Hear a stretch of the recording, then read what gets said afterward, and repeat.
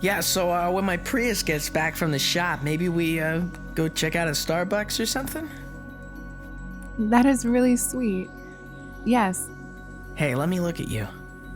God, I'm so lucky I got to meet you. Me too.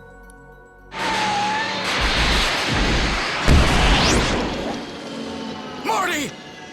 You gotta come back with me. Back where, Doc? Back to the past. Wait a minute, Doc, what are you doing? You're kind of blocking me right now, if you get my meaning. Go ahead, quick, get in the car. No time for that. Wait, no.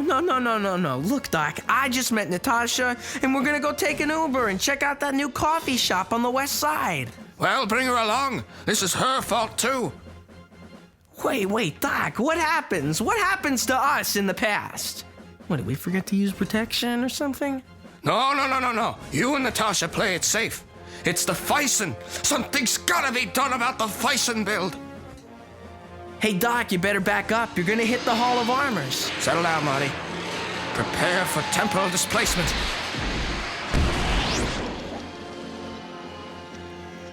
Don't worry, Marty. The sleep-inducing alpha rhythm generator will keep her knocked out. Wait, really? How long? She won't remember anything? Marty, come on, quick. Change your clothes. We gotta hurry. I don't get it, Doc. Why did we travel to the past?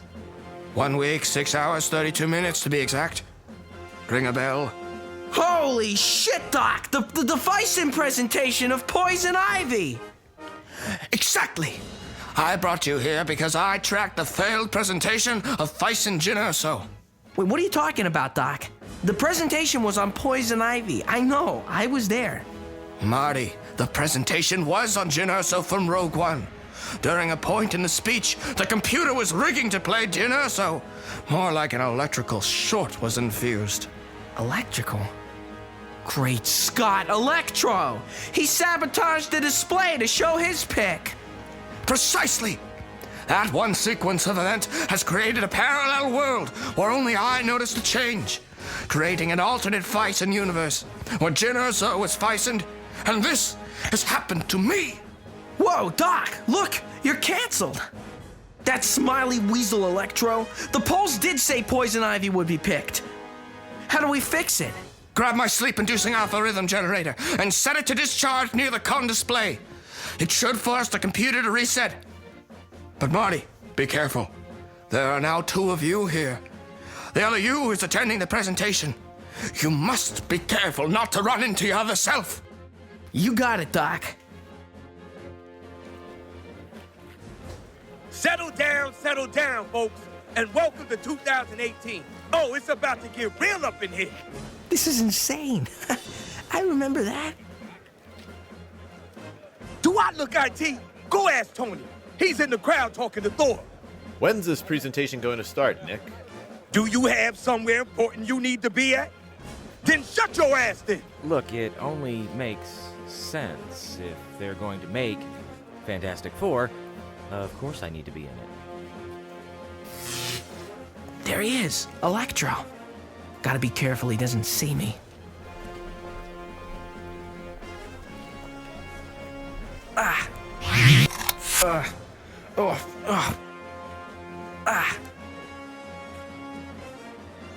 Wow, this is heavy. Hi. You are new to all this, aren't you? Wow, you remind me so much of Jennifer. Who's Jennifer? Did it work? Did you succeed? I did it, Doc! Doc? Where's Natasha? I'm hot. Yeah, I get that a lot. Hello everybody, Denobi2 here. Thank you for joining me once again on another visual tour. Back to the Future Part 2 from Hot Toys. Dr. Emmett Brown. Phenomenal figure with a few issues, which I'll get into. Gorgeous box. You guys know how much I love Back to the Future, obviously. Damn you, Hot Toys, quit teasing us with the Mark II DeLorean. Just release the damn thing, please, please. Shut up and take my money. You know this is ridiculous, Hot Toys. For shame on you. Give me the Mark II DeLorean. Anyway, got sidetracked there. Dr. Emmett Brown. Finally, finally, Dr. Emmett Brown joins my Hot Toys collection. I mean, I've had Marty, I've had the DeLorean for a couple of years now. Released 2015, 2016. It's hard to tell. Hot Toys has a history of teasing us at Comic-Con, and then 2 years later you actually get the product. Look, this is not the best sculpted Dr. Emmett Brown, all right? But I want to support Hot Toys when it comes to Back to the Future Part 2. There's not a lot of companies out there that still make merchandise for a, over 30-year-old property. I mean, Back to the Future came out in 1985. Part 2 came out in 1989, so it's pushing 30 years. Accessories galore. You get the exact USA Today newspaper that Marty McFly from Part 2 in the future gets. It's okay, very nice, really nice paper. You get the money, the suitcase of money. This is nice. I've never had an issue with Hot Toys, and when it comes to the accessories, they've always done a stellar job. Never had an issue. If anything, I wish they would give us more accessories. But this is nice. This is really, really cool. All the currencies from the decades, that's really neat. Always prepared for a contingency. I mean, that's beautiful. That's great. What else we have here? We have the Sideshow exclusive Walkie-Talkies. Now, if you pre-ordered and you purchased Dr. Emmett Brown from Sideshow, you get the American Patrol Walkie-Talkies. I'm not going to pull them out of the package, and if anything, it's a nice little memento from the film. This is nice. I mean, the amount of detail on that is pretty cool. The Sleeping Inducing Alpha Rhythm Generator. Nice little device. Got to use that in the opening skit. And then the binoculars. Look at that.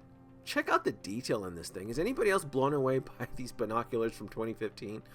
That is cool.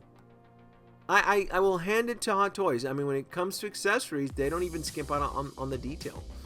Got the watches there and the sunglasses from 2015, which I will probably be displaying Dr. Emmett Brown because this sculpt at a scale from 1 to 10 gets a 5. Hot Toys could have done a more realistic job on this. This is not their best work. Hot Toys, they were probably sleeping at the wheel. I don't know who approved this. That is a similar resemblance to Christopher Lloyd. Oh, pop the hand on there. There was also a lot of issue with collectors whether or not Dr. Emmett Brown should have had rooted hair or sculpted hair. I don't mind the sculpted hair. It doesn't bother me with the sculpted hair. I just wish that they would have added more detail, more realistic interpretation of Christopher Lloyd. The expression with his open mouth does not bother me. I just wanted it to look like Christopher Lloyd, and it really doesn't. With the 2015 sunglasses, my score jumps from a 5 to 7 because at least at this point it looks very similar to Christopher Lloyd from Back to the Future Part 2. I'm going to focus on the clothing here because they did a really, really good job here on the amount of detail that they threw on this guy's wardrobe. Emmett Brown's wardrobe. Look at that. That is just phenomenal. Again, I wish they would have taken this amount of consideration in the amount of detail that they threw into his wardrobe, into his face. I just don't know.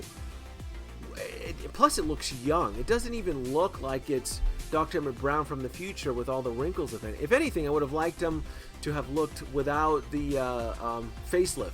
Now, I'm focusing on the boots here because I had no idea that the boots actually had little battery packs and details and a little antenna. I thought that was odd. I thought that was kind of cool. I was like, oh, I'm gonna have to go back and watch the film and check this out again because that really caught me off guard by surprise.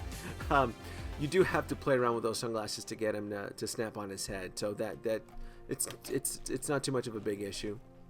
I will be displaying my Doc Brown with his base, and I actually do like that Hot Toys added some extra flair to that plaque on there. That's actually pretty cool. I was actually really happy about that. I was like, oh, that's nice. That's pretty. That's a cool base. So I will definitely be just using that, and I will be attaching the watches onto his wrist, just to give him. I mean, just I guess to take advantage of that shocked look of his face with his open mouth. That way he's looking at his watches and he's concerned and he's running out of time. whatnot. This is a really nice figure. I mean, but again, I do love Back to the Future Part 2. I just wish they would have captured more detail, more of a realistic look of Christopher Lloyd in his head.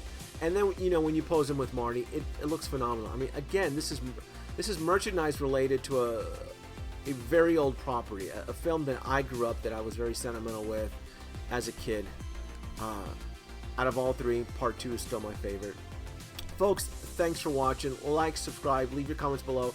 And do me a favor, holy smack, visit Sean from Torque 5. Sean Henley did the voice of Marty McFly. The guy gave me goosebumps when I was working with his audio. I mean, it sounds exactly like Michael J. Fox. And if you were clever enough, he also did the voice of Doc Brown. The guy is genius. Go to his channel, kiss his ass, tell him that Denobi2 sent you. Like, subscribe, bye-bye.